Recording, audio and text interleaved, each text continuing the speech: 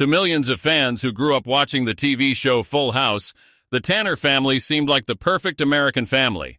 The show had a dad named Danny, his 3 daughters, and 2 best friends, who helped raise the girls like uncles.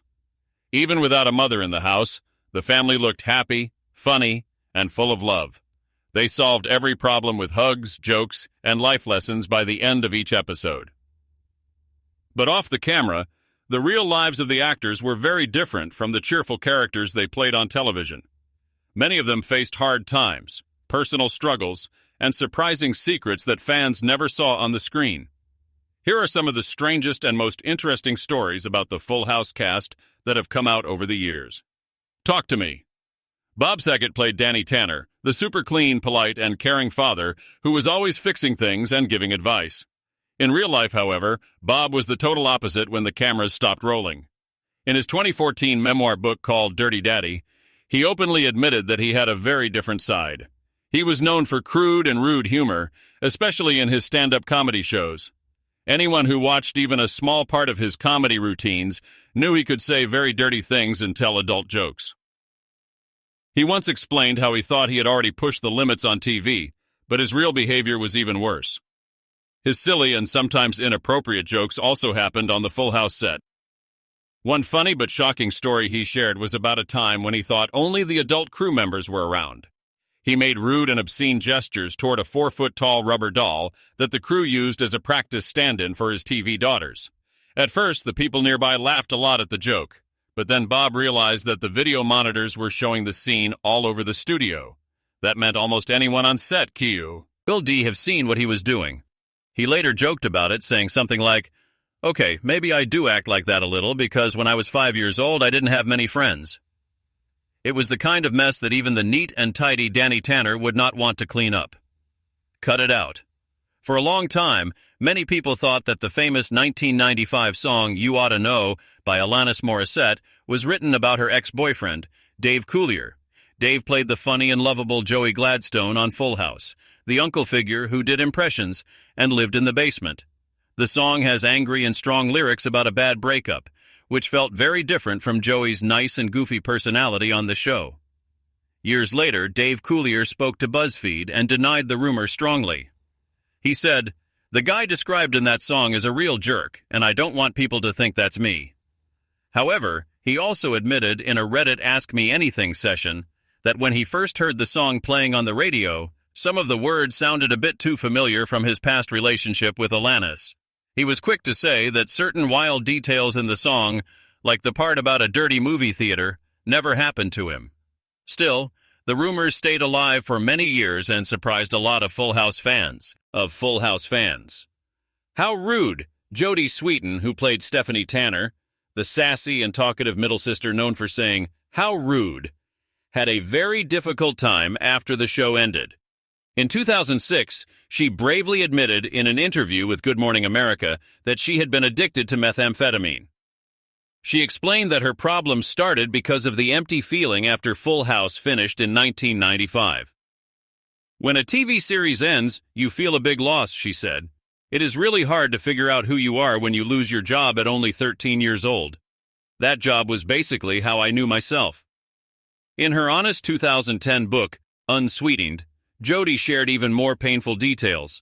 She wrote about using drugs heavily during that time. One shocking example was that she snorted meth right before or during the premiere of the Olsen twins movie, New York Minute, in 2004. She said, "I was hiding it so well that it was hard for people to believe I was taking that many drugs. When I look at pictures from that night now, I don't even look like I was messed up." Besides meth, she also tried other drugs like ecstasy and cocaine. Jodie's personal life was also full of ups and downs. She has been married 3 times and divorced each time. Her last divorce happened in 2013 after a short marriage to Morty Coyle, and they have a daughter named Beatrix together. She has another daughter, Zoe, from her second marriage. Her 4th serious relationship ended badly too. After a huge argument with her fiancé Justin Hodak, she had to get a restraining order against him. Reports said he threatened to hurt himself with a gun if she made him leave. He was already a convicted felon, so having a gun was illegal for him. He broke the order soon after by driving near her house and was arrested again. Later, police were called to her home once more when he tried to show up. Jody posted a sweet photo with Hayes and their 2 daughters on Instagram to show that she was trying to keep things under control for her family. But the whole situation made many people feel that she needed to be more careful about the men she chose. Oh my Lanta, Candace Cameron Bure, who played the oldest daughter DJ Tanner, grew up to have strong conservative opinions. These views even helped her get a spot as a host on the talk show The View. But some of her ideas created a lot of debate. In 2014, she faced heavy criticism after writing in her book, Balancing It All, that she chose to play a submissive role in her marriage to her husband, the former hockey player, Valeri Bure. She explained it this way: I am not a quiet or passive person, but I decided to take a more submissive role in our relationship. I wanted to do everything I could to make my marriage and family successful. When people attacked her for this, Candace defended herself by saying she was using the word in the way the Bible describes it. It means meekness, not weakness, she said. It is strength that is under control, like bridled strength. That is the choice I make in my marriage. Compared to her brother Kirk Cameron, who became a very strong religious speaker and preacher about traditional family roles, Candace is still seen by many as more balanced and mainstream. Aw nuts! One of the weirdest mysteries connected to the Full House cast happened after the sad death of actor Heath Ledger in 2008.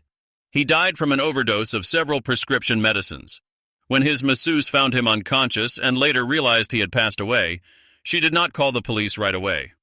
Instead, she called Mary-Kate Olsen's cell phone not once, not twice, but 3 times. Mary-Kate was a good friend of Heath's, and her number was saved in his phone. The masseuse even called a 4th time after help arrived. She said she was scared of causing a big media problem and wanted advice first. Mary-Kate sent her own private security guard to the scene. The police and federal investigators tried for months to talk to Mary-Kate about what she knew regarding Ledger's drug use.